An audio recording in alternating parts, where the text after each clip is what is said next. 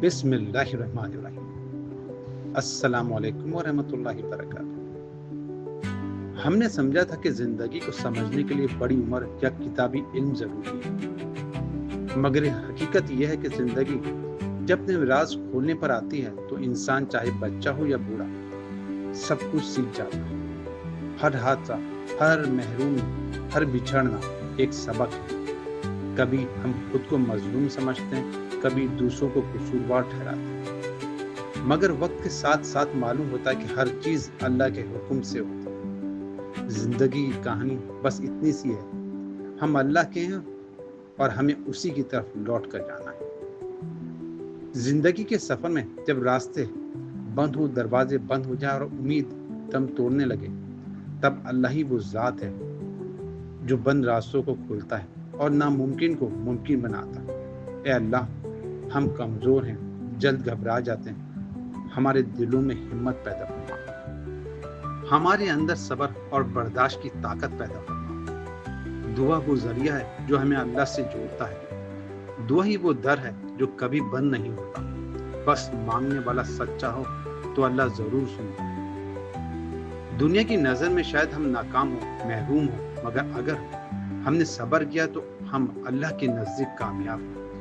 قرآن میں فرمایا گیا، بے شک اللہ صبر کرنے والوں کے ساتھ ہے۔ اللہ کے فیصلوں پر راضی رہنا، اس کی قضا اور قدر پر ایمان رکھنا، یہی اصل کامیابی ہے۔ صبر وہ صفت ہے جو ایک مسلمان کو دنیا کی آزمائشوں میں ثابت قدم رکھتا ہے۔ قرآن مجید میں اللہ تعالیٰ فرماتا ہے، اور ہم ضرور تمہیں آزمائیں گے کچھ خوف اور بھوک سے، اور مال جان اور پھلوں کے نقصان سے، اور صبر کرنے والوں کو خوشخبری دے دو۔ حضرت محمد مصطفیٰ صلی اللہ علیہ وآلہ وسلم نے فرمایا، کسی شخص کو صبر سے بہتر اور وسیع تر نعمت عطا نہیں کی گئی۔ جب کوئی عزیز بچھڑ جائے یا کوئی ناقدری کرے یا کردار پر الزام لگائے تو مومن کا جواب صرف صبر ہوتا ہے، کیونکہ صبر اللہ کے نزدیک محبوب عمل ہے۔ زندگی کو سمجھنے کے لیے تجربہ نہیں بلکہ اللہ کا شعور درکار ہے۔ قرآن کہتا ہے، ہر جان کو موت کا مزہ چکھنا ہے، اور تمہیں تمہارے اجر قیامت کے دن پورے کے پورے دیے جائیں گے۔ زندگی کی اصل حقیقت یہ ہے کہ ہم اللہ کے بندے ہیں اور ہمیں اسی کی طرف لوٹ کر جانا ہے۔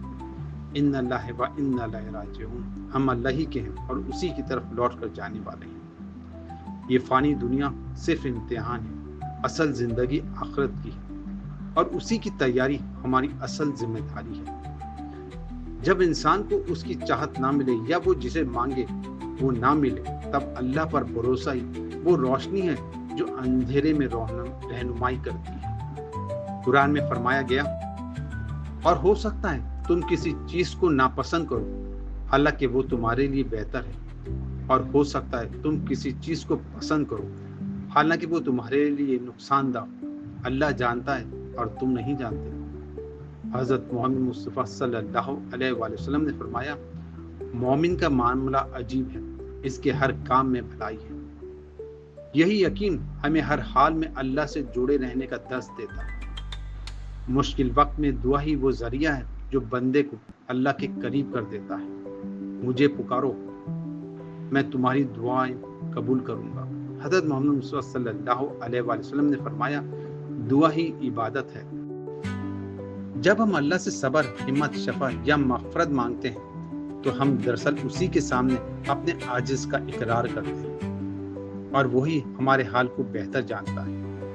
اے اللہ، ہم کمزور، خطا کار اور جلد گھبرا جانے والے ہیں، ہمیں زندگی کے امتحان میں صبر عطا فرما اور تیری رضا عطا فرما۔ اے اللہ، ہمارے بیماروں کو شفا عطا فرما، ہماری مرحومین کی مغفرت فرما، اور ہمیں ان لوگوں میں شامل فرما جو نیکی اور صبر کے ساتھ زندگی بسر کرتے ہیں۔ اے ہمارے رب، ہم پر صبر نازل فرما اور ہمیں اسلام کی حالت میں موت دے۔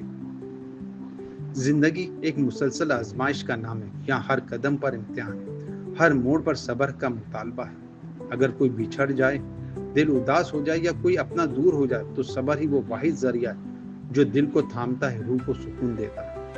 صبر کا مطلب صرف خاموشی اختیار کرنا نہیں بلکہ یہ دل کا اطمینان ہے کہ اللہ بہتر جانتا ہے۔ یہ وہ یقین ہے جو انسان کو ٹوٹنے سے بچتا ہے۔ زندگی کی ہر مشکل گھڑی میں صبر وہ طاقت ہے جو ہمیں اللہ کے قریب لے جاتی ہے۔ اللہ تعالیٰ قرآن میں فرماتے ہیں، اور صبر کرنے والوں کو خوشخبری دے دو۔ اے اللہ، ہمارے بیماروں کو صحت کاملہ عاجلہ عطا فرما۔ جو اس دنیا سے رخصت ہو چکے ہیں ان کی مغفرت فرما، ان کی قبروں کو جنت کے باغوں میں تبدیل فرما۔ آمین یا رب العالمین۔ اے اللہ، ہماری زندگی کی ہر سانسیں تیری عطا ہیں، ہمیں ان لوگوں میں شامل فرما جو تیری رضا کے طالب ہیں، جن کے دل صبر سے لبریز اور زبانیں تیرا ذکر کرنے والی ہیں۔ اللہ، ہمیں اس راستے پر چلائیں جو ہمیں اس کے قریب کرتے ہیں۔